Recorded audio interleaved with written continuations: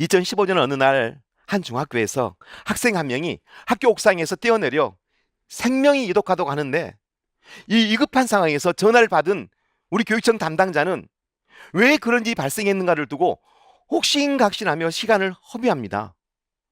저는 그 모습을 보면서 한없이 부끄럽다는 생각이 들었습니다.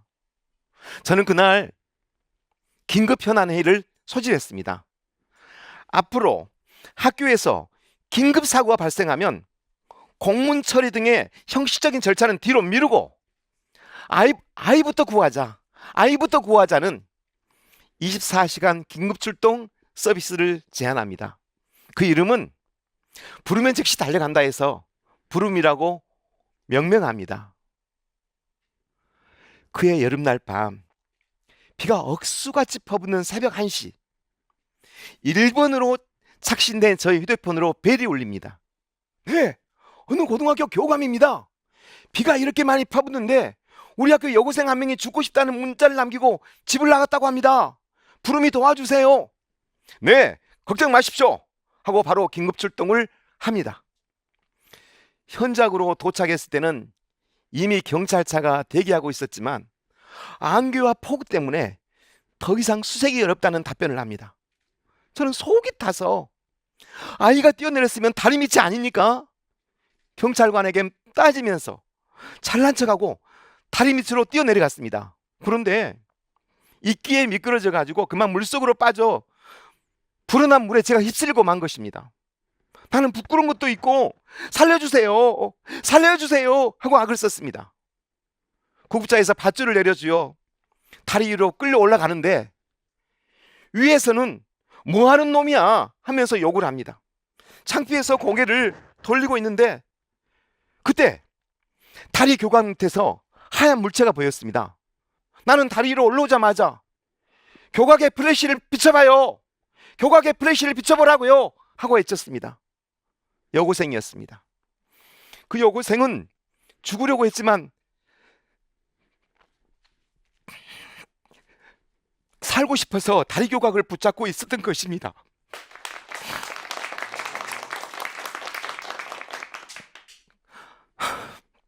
구출 다음 날 그 여고생의 집을 방문했습니다. 집인지 폐가인지 구분할 수 없는 곳에 아버지는 알코올 중독, 어머니는 중풍, 초등학교 다니는 동생들 3명. 알고 보니 그 여고생이 알바를 해서 끼니를 때우는 처참한 상황이었습니다. 목숨을 살렸지만 그 이유가 막막했습니다. 어떻게 해야 할까? 어떻게 해야 될까? 저는 관계기관 솔루션 회의를 요청했습니다. 난상 토론을 했습니다. 그 결과 여고생 치료비는 우리 교육청에서, 집 수리는 NGO 봉사단체가, 3명 동생들의 돌봄은 학교장이, 어머니 아버지 치료는 자치단체에서 맡기로 했습니다. 6개월 후 집은 깨끗하게 수리되었고 3명의 동생들은 정상적인 학교 생활을 하였고 아버지 어머니도 재활 치료 후 구직을 하고 여고생은 졸업한 후 대기업에 취업이 되었습니다.